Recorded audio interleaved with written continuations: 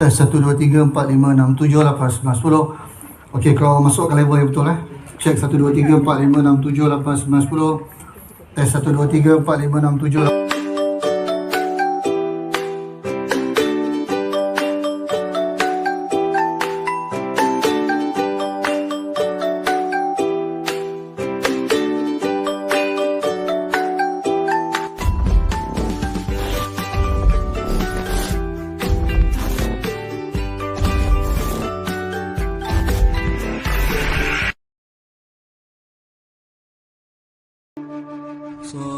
Sallallahu ala Muhammad Sallallahu alaihi wasallam Sallallahu ala Muhammad Sallallahu alaihi wasallam Sallallahu ala Muhammad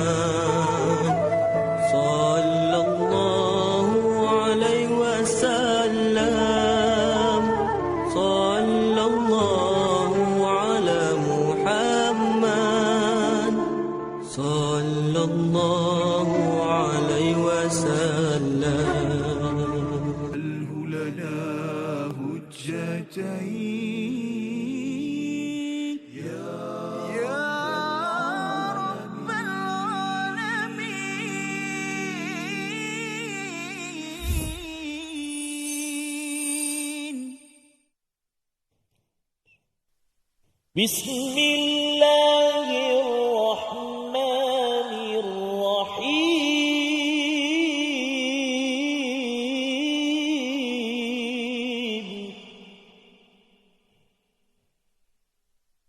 Dzalika min anba'il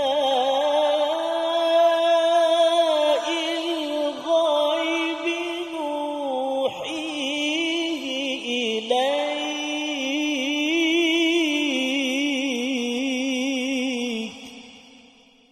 Sadaqallahul azim.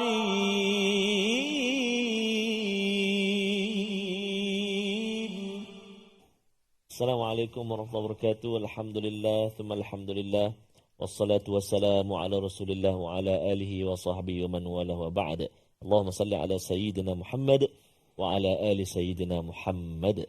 Apa khabar semuanya, ayahanda dan bonda, tuan-tuan dan puan-puan, muslimin dan muslimat, para penonton, sahabat-sahabat Al-Quran yang dikasihi dirahmati Allah Subhanahu wa taala. Alhamdulillah, kita bertemu lagi hari ini dalam My Quran Time, Quran Salat Infak.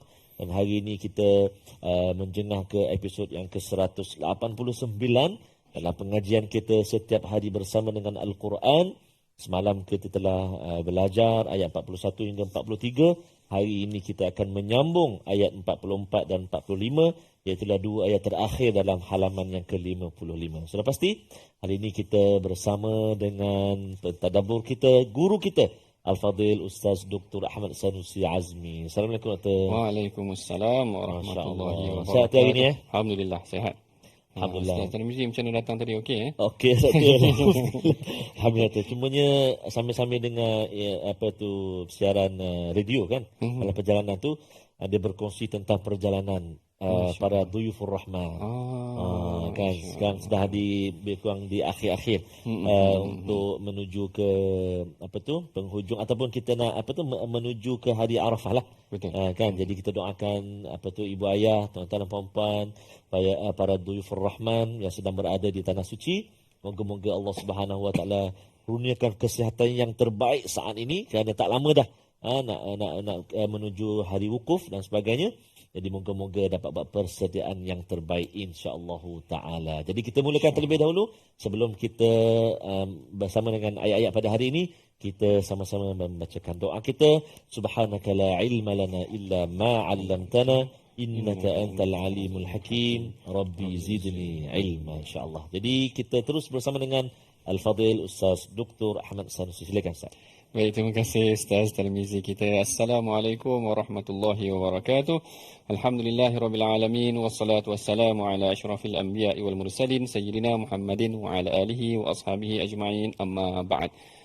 Ibu ayah, tuan-puan, hadirin hadirat yang dirahmati Allah sekalian, kalau kita masih lagi ingat perbincangan semalam ataupun yang sebelum ini, kita membicarakan daripada ayat 41 hingga ayat yang ke-43. Hari ini kita lanjutkan lagi perbincangan kita kepada sebenarnya dia dah mula masuk penutup kisah juga sebenarnya. Penutup kisah Maryam, Sayyidatina Maryam, Nabi Zakaria dan ahli keluarga Imran ini tadi. Yang mana perbincangan hari ini akan membicarakan ayat yang ke-44 dan ke-45. Blok yang terakhir daripada halaman yang ke-55 ini tadi, yang mana kita akan melihat bagaimana Allah Ta'ala menyimpulkan kisah-kisah ini dan apakah pengajaran yang perlu kita pelajari daripada kisah-kisah tersebut. Sebelum kita masuk mengenai tentang perincian ayat yang ke-44 dan ke-45, mari sama-sama kita bacakan dahulu sinopsis pengajian kita pada hari ini. Dalam ayat yang ke-44 kita akan membincangkan tentang wahyu, tentang berita-berita gaib kepada Nabi Muhammad sallallahu alaihi wasallam. Manakala ayat yang ke-45 iaitu khabar gembira dan anugerah Allah kepada Al-Masih Isa putra Maryam itu tadi. Ini adalah dua perbincangan. Walaupun kita nampak ayatnya pendek, tetapi perbincangannya makan masa sejam juga. So kita ingat dulu waktu saya belajar kat Mesir, sedikit juga Ustaz Tarmizi. Saya datang ke satu masjid di Tontor tu mengaji satu kitab tafsir. Tok Syekh ni dia syarah satu ayat tu daripada lepas maghrib sampai lepas isyak tak habis-habis lagi dia syarah. Tapi dia syarah memang teliti, satu perkataan. Maknanya satu hari satu ayat sahaja perbincangan ni sangat panjang. Jadi tak mustahil juga perbincangan kita pada hari ini kadang-kadang mungkin sampai, kadang-kadang maknanya walaupun sedikit tapi kita boleh lumatkan perbincangan dia, mendalami perkataan-perkataan yang kita boleh tadabbur daripada ayat-ayat yang ke-44 dan 45 ini. Sebelum kita mulakan pengajian tadabbur kita, mari sama-sama kita dengarkan dahulu ayat yang ke-44 yang akan dibaca oleh Ustaz Tarmizi kita. Silakan Ustaz. Terima kasih Al-Fadhil Dr. Subhanallah, biasa Dr. kongsikan pengalaman belajar menuntut di Masr, di bumi Masr. Subhanallah. InsyaAllah nanti ibu ayah sekalian ada yang pernah sampai ke Masr. Betul Mersing. InsyaAllah nanti kita pergi. InsyaAllah kita pergi Masr. InsyaAllah. Baik. Jadi kita nak baca tuan-tuan dan puan. Ayo kita ke halaman yang ke-55. Ayat yang ke-44 kita nak baca sama-sama dengan bacaan Murattal Hijaz insyaAllah. أعوذ بالله من الشيطان الرجيم بسم الله الرحمن الرحيم ذلك من أنباء الغيب نوحيه إليك وما كنت لديهم إذ يلقون أقلامهم وما كنت لديهم إذ يلقون أقلامهم أيهم يكفل مريم وما كنت لديهم إذ يختصمون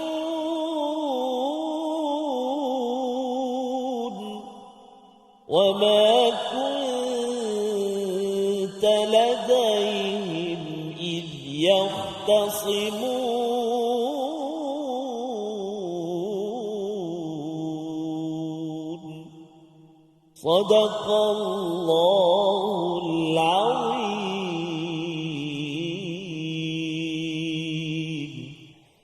Sadaqallahul Azim. Itulah sebahagian daripada berita-berita gaib yang kami wahyukan kepadamu, wahai Muhammad, padahal engkau tidak bersama mereka ketika mereka mencampakkan kalam mereka untuk mengundi sesiapa di antara mereka yang akan memelihara Maryam, dan engkau juga tidak bersama mereka ketika mereka bertengkar. Kenapa pula bertengkar ni? Apa kaitannya tiba-tiba cerita bertengkar ni? Sebenarnya nak cerita tentang apa? Sebelum kita masuk tentang perbincangan detail mengenai ayat ini, saya mengimbas kembali pertengkaran tu berlaku bagaimana.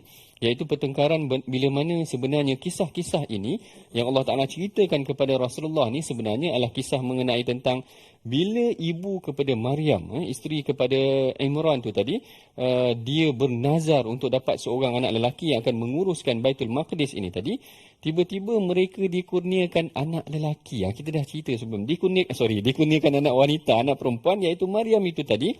Lalu dia orang berbincang, tak boleh nak buat keputusan. Sebenarnya macam mana nak uruskan anak perempuan ini?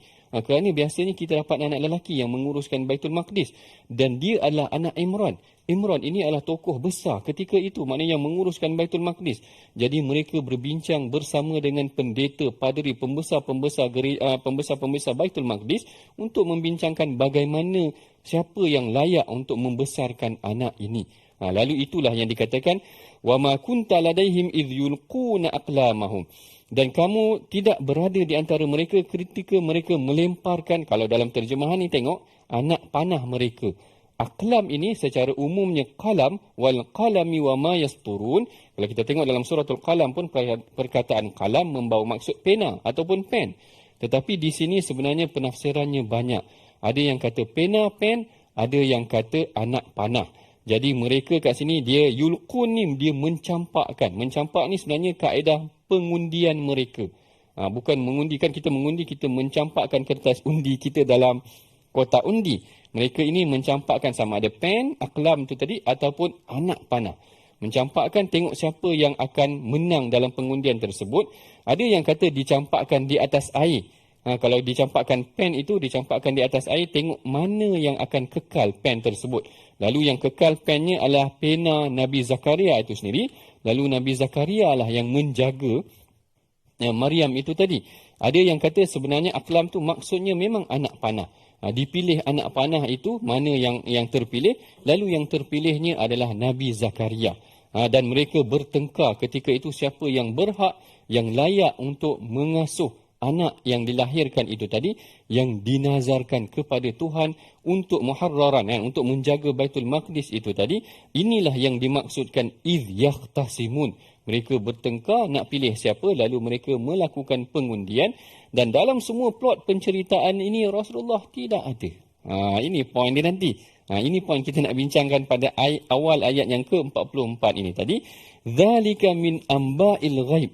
Inilah dia berita-berita ghaib yang tidak disaksikan oleh Rasulullah, yang tidak dapat dilihat oleh Rasulullah, tetapi datang kepada Rasulullah. Kisah-kisah ni datang daripada mana? Yang ini yang akan kita ceritakan, bincangkan selepas daripada ini. Kita berhenti berehat seketika dahulu sebelum kita masuk tentang pertengkaran-pertengkaran ini. Kita berehat seketika. My Quran Time, Quran, Salat, Intan. واجعله لنا هجتين يا رب العالمين.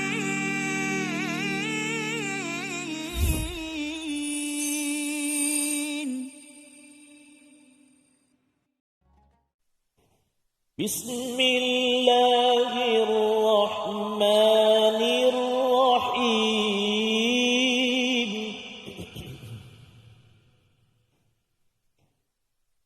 ذلك من أنباء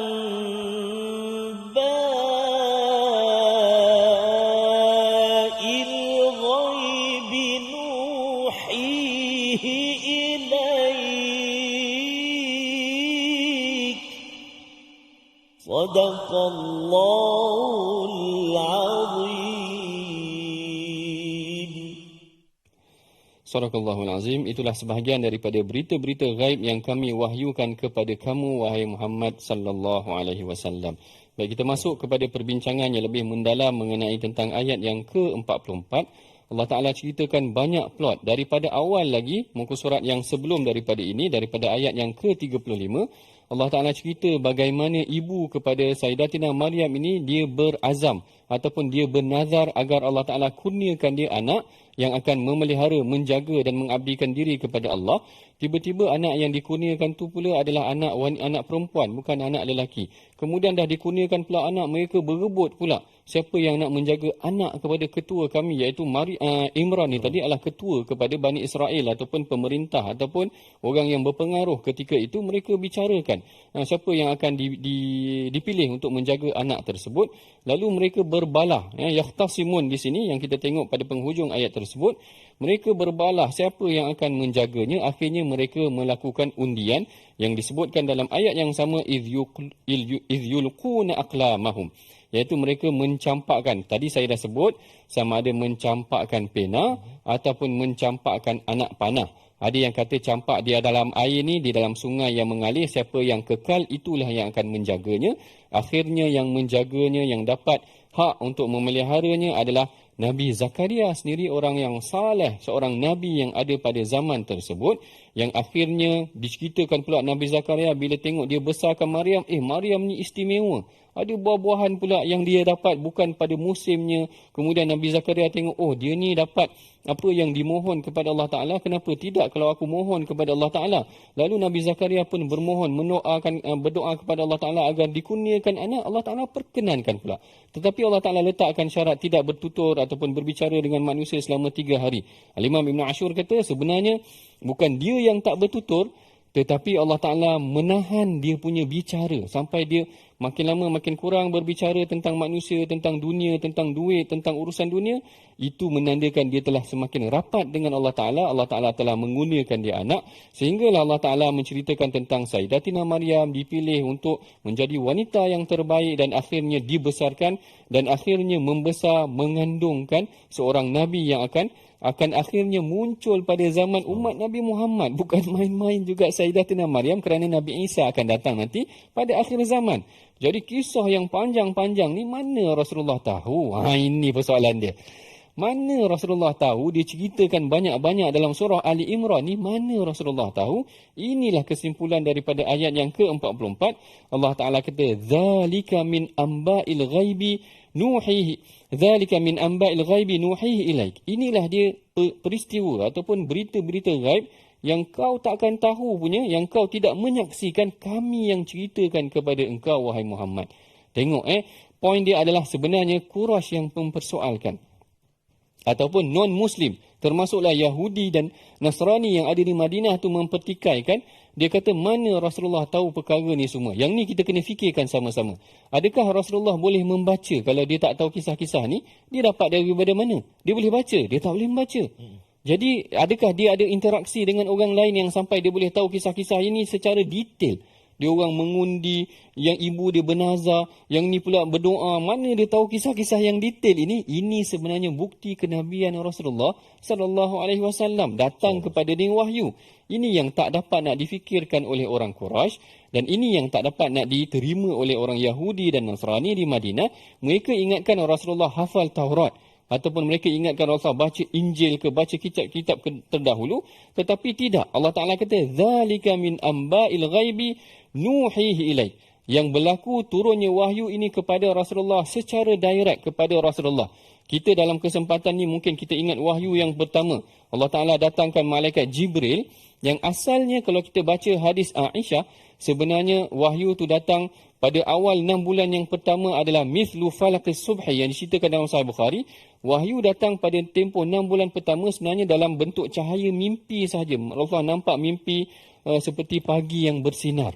Falaqis subhi, cahaya pagi yang bersinar. Sehinggalah bila Jibril datang, ini satu persoalan yang menarik. Yang kalau saya belajar dengan pelajar saya suka tanya kepada mereka, bila idja'ahul haq, bila Jibril datang kepada Rasulullah, kemudian Rasulullah peluk, yang ni yang saya bincang juga dah dengan Ustaz Tirmizi. Bila Jibril datang kepada Rasulullah, dia suruh Rasulullah baca Iqra, turunkan wahyu Iqra. Rasulullah kata ma ana biqari faghammadani. Tiba-tiba Jibril peluk aku hatta balagha minnil juhda, sampai aku rasa sesak. Thumma arsalani, kemudian dilepaskan aku. Jadi saya tanya pelajar saya, kenapa Jibril peluk Rasulullah? Sebelum ni kan kita biasa dengar kisah tu, tapi kenapa Rasulullah kena peluk? Yang ini kalau saya tanya pelajar saya, mengenai tentang kes begini, sebagai contoh macam orang yang biasa duduk asrama. Ustaz Tarmizi pernah kena tindih tak? Mesti. Cerita misteri ni dah jadi rancangan misteri kat sini. Dah jadi, saya nak ceritanya, ada pelajar yang duduk di asrama, dia kena tindih, dia kena hempap. Apakah benda tu berlaku secara mimpi ataupun fizikal? Macam fizikal kan? Macam mana yang kena pada Rasulullah kalau sebelum tu wahyu yang dilihat hanyalah sekadar mimpi, cahaya yang dia nampak, kali ini berlaku secara fizikal. Menunjukkan memang wahyu tu datang kepada Rasulullah adalah dengan datang secara benar. Dan Rasulullah rasa benda tu datang seperti mana kalau kita tengok kes Isra Mi'raj, Rasulullah diterbangkan tu dia rasa dan dia berselisih dengan Quraisy. Kan mana kalau ikutkan boleh saja Allah Taala naikkan Rasulullah daripada Mekah, naik ke langit terus. Boleh juga. Tapi kenapa perlu ada burak? Kerana nak menampakkan insiden tu berlaku secara fizikal. Sama juga dengan wahyu tu tadi dipeluknya Jibril sehingga Rasulullah rasa sesak. Ni bukan mimpi dah. Maknanya itu berlaku secara betul. Zalika min amba'il ghaib. Jibril datang bagi tahu kepada engkau kisah-kisah yang ghaib yang korang tak tahu. Muhammad korang pun tahu sebenarnya tak boleh membaca. Mana datang kisah ini adalah melalui wahyu yang didatangkan oleh Jibril kepada Rasulullah sallallahu alaihi wasallam. Saya nampak Ustaz Tarmizi macam nak baca sikit dah. Mungkin Ustaz Tarmizi boleh baca sedikit kembali ayat yang ke-44 sebelum kita bukan kesimpulan lagi, sebelum kita teliti lagi ayat yang ke-44 ni insya-Allah. Tengah seronok dengar tadi tu. Apa? Kejap saya baca dulu sekali. Kita baca dulu sekali lagi ayat yang ke-44. Jom ibu ayah sekalian, a'udzubillahi minasyaitonirrajim. ذلك من أنباء الغيب نوحيه إليك وما كنت لديهم إذ يلقون أقلامهم أيهم يكفل مريم إذ يلقون أقلامهم أيهم يكفل مريم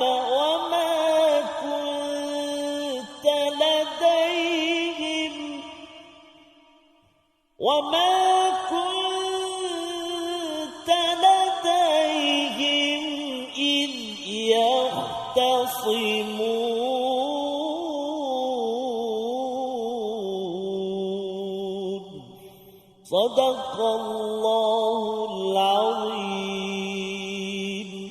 Sadaqallahul azim. Zalika min amba'il ghaibi nuhihi ilaik. Itulah dia berita ghaib yang kami ceritakan kepada engkau wahai Muhammad. Perhatikan di situ perkataan kami. Nuhihi ilaik ni membawa maksud apa? Yang ini biasa Allah Ta'ala sebutkan dalam Al-Quran. Yang ini istimewanya perkataan ini Allah Ta'ala datangkan dengan perkataan kami. Kenapa kami kan? Sedangkan yang wahyu ni Allah Ta'ala yang turunkan, betul tak? Allah Ta'ala yang turunkan wahyu. Kenapa pula Allah Ta'ala kata kami? Sepatutnya aku yang turunkan. Tetapi kami ini menggambarkan satu kebersamaan yang besar. Melibatkan Jibril, melibatkan para malaikat yang lain. Bahkan melibatkan perkara-perkara yang menunjukkan kebesaran penurunan ayat Al-Quran itu sendiri. Gambaran kepada kalimah kami itu tadi. Bahkan lebih jauh lagi ada yang kata kami itu membawa maksud mengenai tentang mengajak kebersamaan kita menyampaikan wahyu.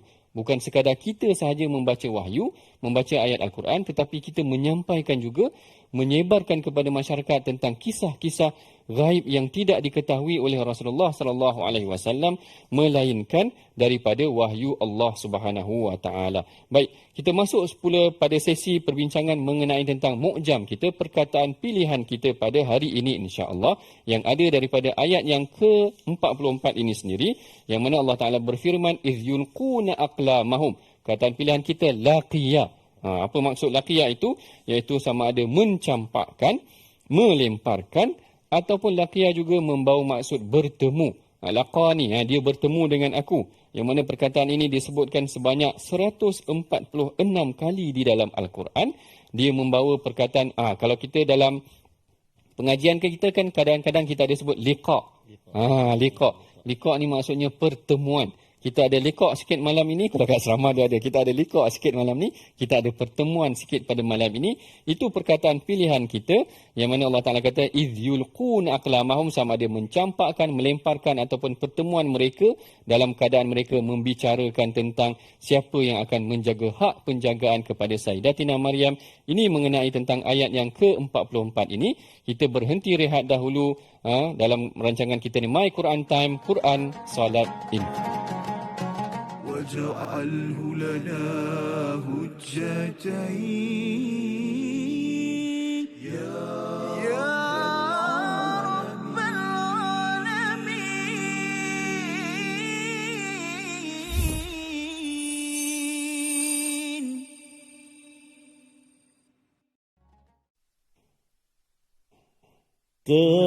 Terbuka luas kubah langit 17 Ramadan Al-Mubarak,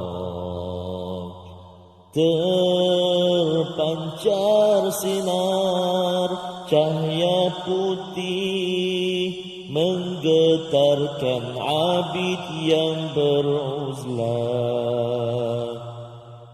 bagaikan petir menyambar gua Hira. Jibril menghulurkan watikah dari yang hak, lembar Al-Quran pun bermula yang pertama, lembar Al-Quran pun bermula yang pertama. Bacalah dengan nama Tuhanmu yang menciptakan, bacalah dengan nama Tuhanmu yang pemurah.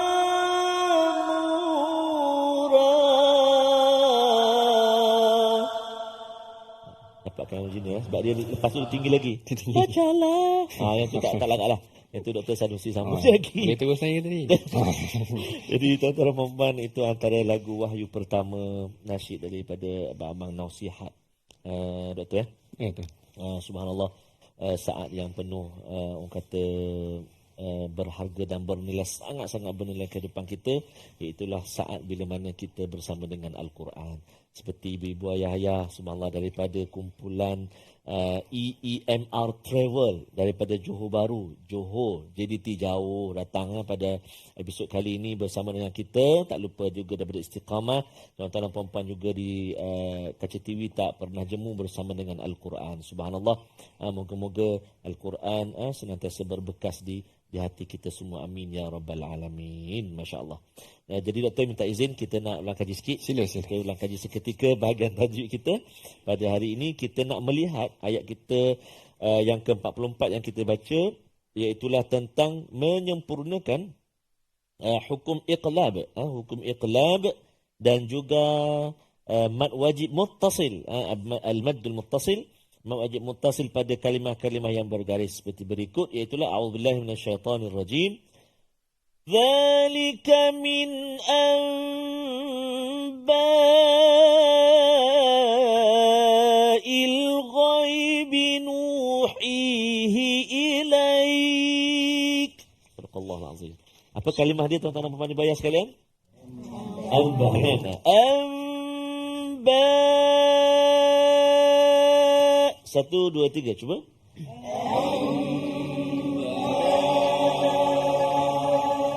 Okey, mad wajib muttasil iaitulah bertemu huruf mad dengan huruf hamzah dalam satu kalimah. Betul, dalam satu kalimah kan? Kadar bacaannya ialah 4 atau 5 harakat ketika wasal ataupun ketika sambung, boleh baca 4 ataupun 5 harakat.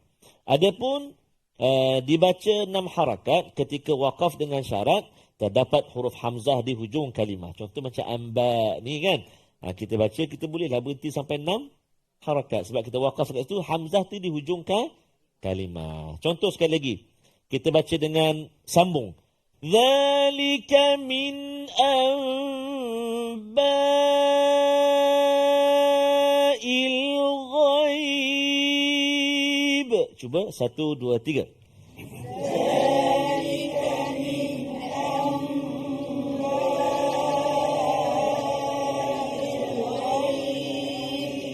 Subhanallah, Masya Allah. Orang-orang jadi ini sedap-sedap suaranya. Subhanallah, Alhamdulillah. Subhanallah. Baik. Kemudian, kalau kita baca secara waqaf, dia boleh pergi sampai 6 harakat. Yang pasti ataupun yang mustahaknya, hujung dia tu mesti ada hamzah tu. Kadang-kadang dia baca, hamzah tak bunyi. Zalika min anba. Hamzah hilang. Hamzah kat mana? Dekat tempat wuduk je dia kata. Tertinggal kat sana.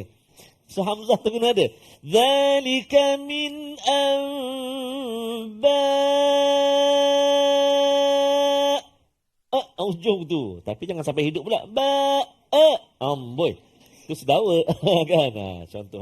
Itu dua keadaan lah. Maksudnya boleh dibaca secara wasal ataupun ketika waqaf. Mat apa nama dia tadi? Ibu Ayah? Mat wajib muttasil. Ataupun dia panggil mat muttasil saja kan. Mat wajib ataupun mat wajib muttasil. Satu lagi, depan sikit pada kalimah tu, kita nak lihat, kita nak menjelaskan sebutan pada kalimah berikut. Iaitulah kalimah nuhihi. Subhanallah. Nuhihi. Sebelum kita pergi nuhihi, terlupa tadi. Pada kalimah amba tadi tu, iqlab satu lagi. Iqlab, dengung tu kan. Apa yang terlibat kat situ, nun mati bertemu dengan ba. Yang ni contoh dalam satu kalimah lah. Nun mati bertemu dengan ba. Nama dia iqlab. Menukarkan suara huruf nun kepada mim beserta dengung. Kadar dia berapa harakat? 2. Amba. Cuba. Subhanallah. Masya Allah. Berapa rakaat tadi dengung? Sampai ke Johor. Daripada KL lah. Jangan. Itu 2 hari 2 malam. 2 harakat. Ustaz ni sajalah kan. Okey, baik. Berbalik kepada kita nak menjelaskan sebutan pada kalimah nuhihi. Iaitu mula-mula huruf ha pedas. Kan? Ha. Kemudian lepas tu datang huruf ha. Kadang-kadang kita nak cepat lah macam biasalah. Kan? Dzalika min anba'il ghaibi nuhihi ila nuhihi. Dua-dua ha. Nuhihi. Kan? Sepatutnya yang mula-mula huruf ha. Yang kedua tu baru huruf ha. Maksudnya kena kenal pastilah tempat keluar dia. Ha tu dekat mana? Ha. Kat sini Ustaz. Yalah dekat sini dekat mana? Sini. Tahulah dalam ni ada 3 ni stesen dia. Ada 3 stesen ni. Macap, Yomping, Segamat. Contoh, ada 3. Jadi ha tu dia duduk tengah-tengah. Ha dekat tengah-tengah rongga kerongkong kita ni ha. Kawan dia huruf apa? Ain. Kawan dia huruf ain. So ha dekat tengah ni. Cuba nuhi. Jelaskan. Nuhi. Lepas tu baru datang huruf ha tu dekat mana pula? Pangkal ni. Dan bawah sekali ni huruf ha. Sebut ha. Hi. Hu. Amboi. Tu huruf ha. Nak belajar Ustaz. Okey, huruf ha kat sini. Pangkal. Kan? Kawan dia huruf apa?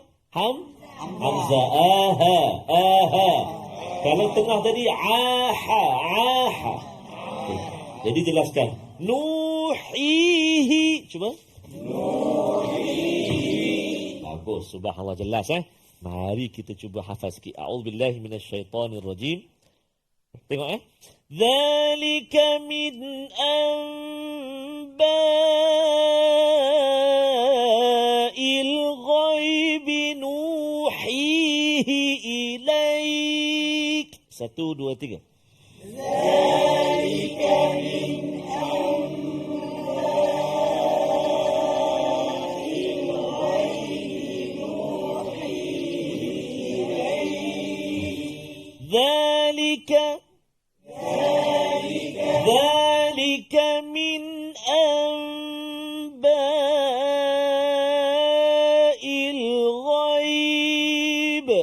1, 2, 3.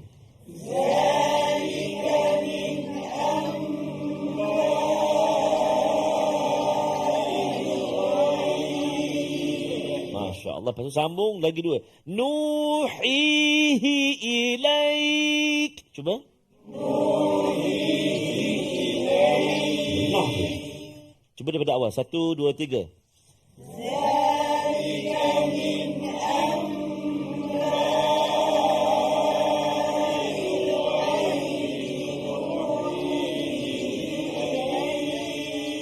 Allah, dia kata lega rasa. Oh, hafal. Oh, ya ke? Saya dengar awak tadi bunyi ilaik ujung je.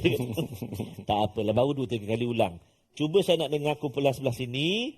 Dzalika min amba'il ghaib. Sebelah sini sambung. Nuhihi ilaik. Okey, 1, 2, 3. Dzalika min amba'il ghaib. Sambung.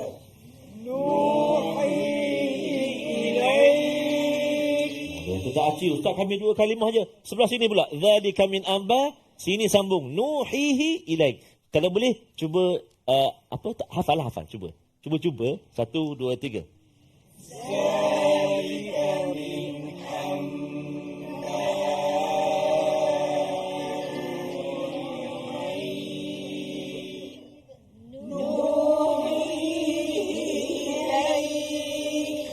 Hafal dah. Sekejap lagi jangan lambat duk main gitu. Zalika min ambai. Last kali driver sambung. Ilaik. Kau sampai ke driver. Datang Quran time hebat. Subhanallah. Jadi Alhamdulillah. Dapat kita belajar mak wajib, itlaq. Lepas tu kita belajar sebutan kita nuhihi ilaik. Jelaskan huruf ha dan juga huruf ha. Dan moga-moga Allah permudahkan terus kita semua, ibu-ibu, ayah-ayah di sini, di studio juga, di rumah atau di mana juga, untuk menghafal kalimah-kalimah daripada ayat-ayat Allah Subhanahu wa taala. Amin ya rabbal alamin. Kita nak berehat dahulu seketika, jangan ke mana-mana kerana My Quran Time akan bersambung kembali selepas ini. My Quran Time, Quran, salat, infak. Berat sekali. واجعله لنا هجتين يا رب العالمين.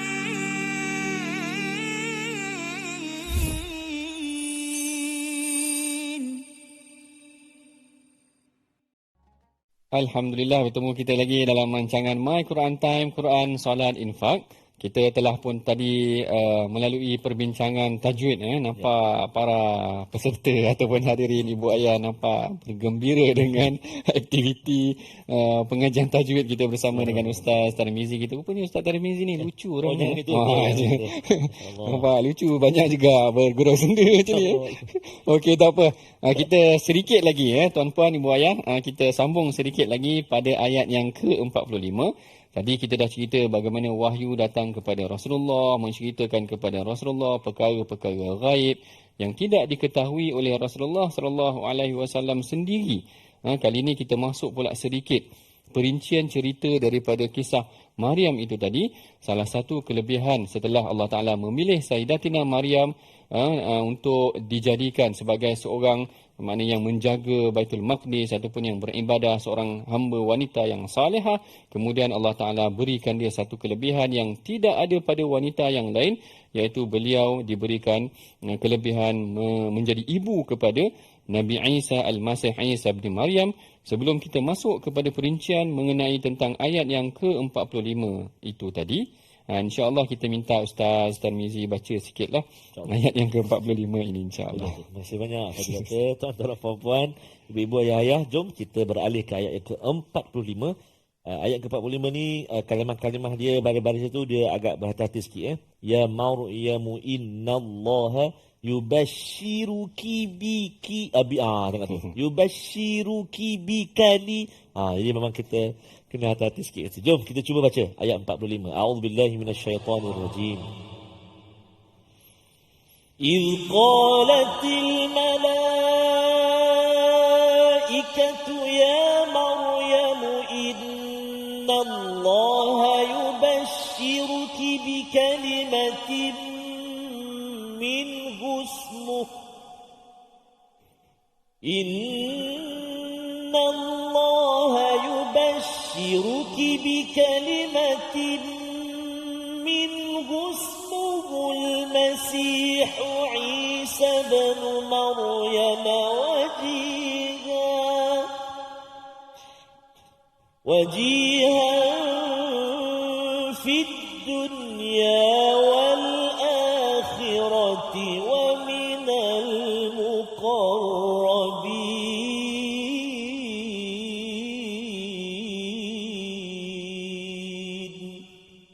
صدق الله العظيم.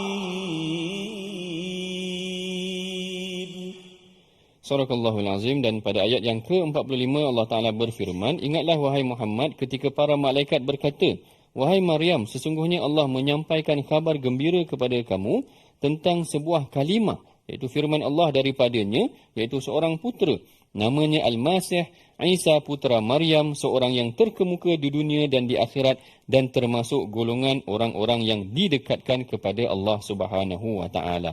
Baik, dalam perbincangan ayat yang ke-45 ini ada beberapa persoalan yang mungkin biasa kita dengar tetapi mungkin kita tak tahu dia punya maksudnya.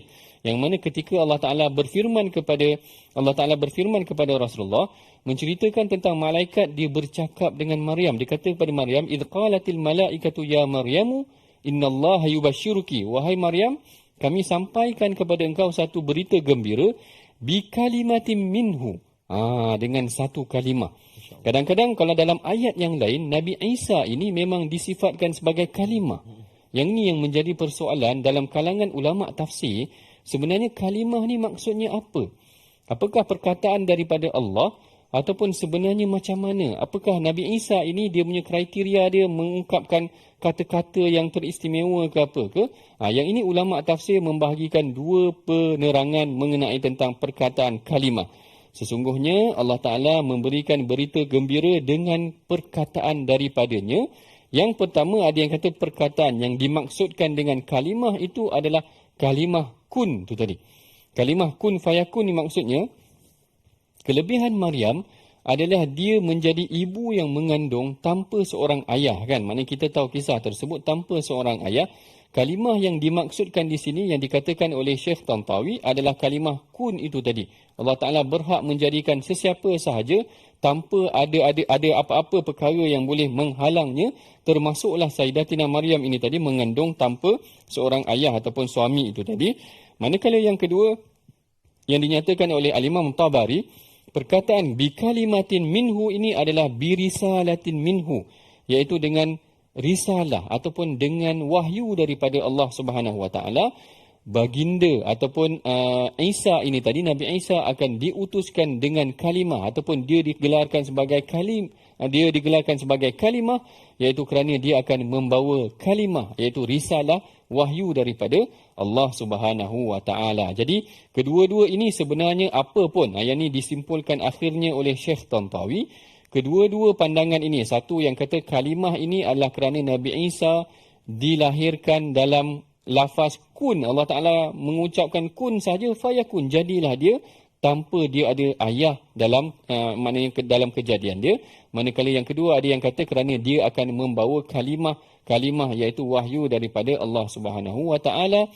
Apa pun makna daripada dua perkataan ini, Al-Imam Syekh Tantawi menyatakan dianya adalah satu kemuliaan kepada Sayyidatina Maryam. Maknanya dengan perkataan ini Allah Ta'ala jadikan kepada dia, Allah Ta'ala hantarkan kepada dia, utuskan kepada dia seorang anak yang akan membawa risalah yang penting. Itu pertama mengenai tentang perkataan kalimah. Yang keduanya adalah perkataan Al-Masih.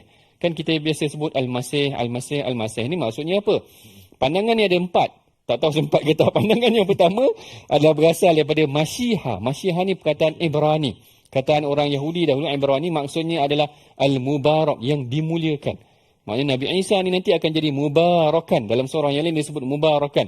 Yang akan diberkati. Yang kedua ada yang kata maksudnya Masih ni maksudnya pegang, masaha. Kerana tapak kaki ni banyak berjalan sehingga dia dikatakan tapak kakinya rata ataupun tidak berlekuk kerana banyak berjalan mengabdikan diri kepada Allah. Al-Masih juga.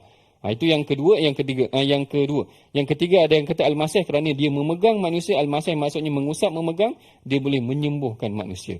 Itu antara sifat yang diberikan kepada Nabi Isa dengan perkataan al-masih, satu anugerah yang dikurniakan oleh Allah Taala kepada Nabi Isa dan juga kelebihan kepada Sayyidatina Maryam. Kita telah pun hampir sampai ke penghujung rancangan. Mari sama-sama tuan-puan, ibu ayah kita bacakan dahulu resolusi dalam pengajian kita pada 2 ayat hari ini. InsyaAllah dalam resolusi pengajian kita daripada ayat yang ke-44 hingga ayat yang ke-45, kita kena percaya dan yakin dengan berita-berita ghaib yang datang daripada Al-Quran.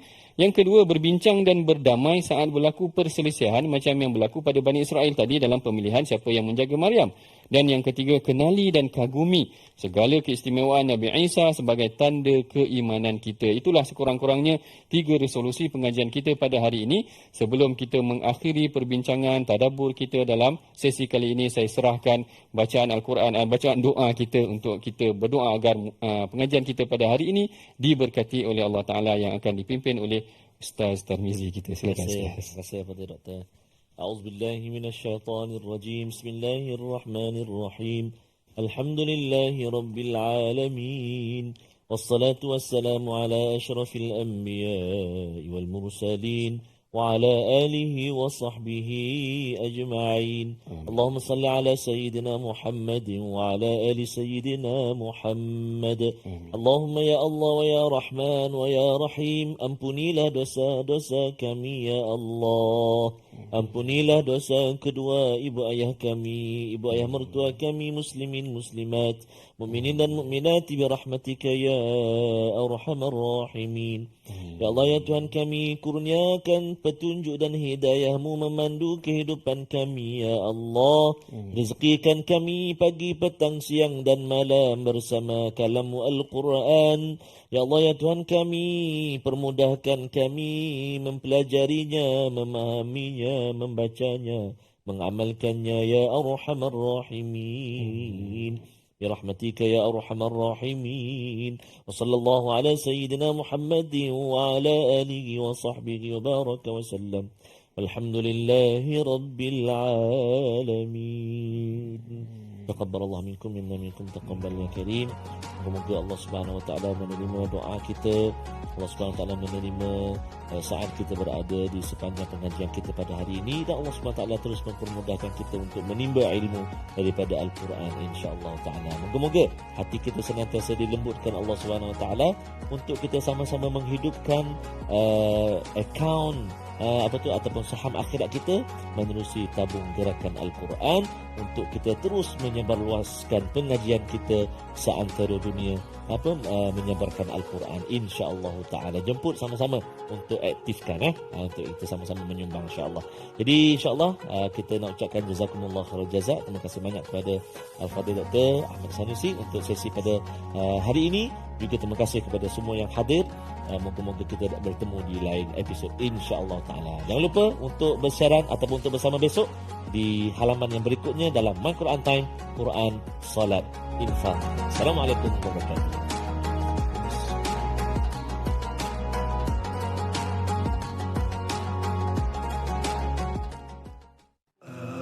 آناء الليل وأطراف النهار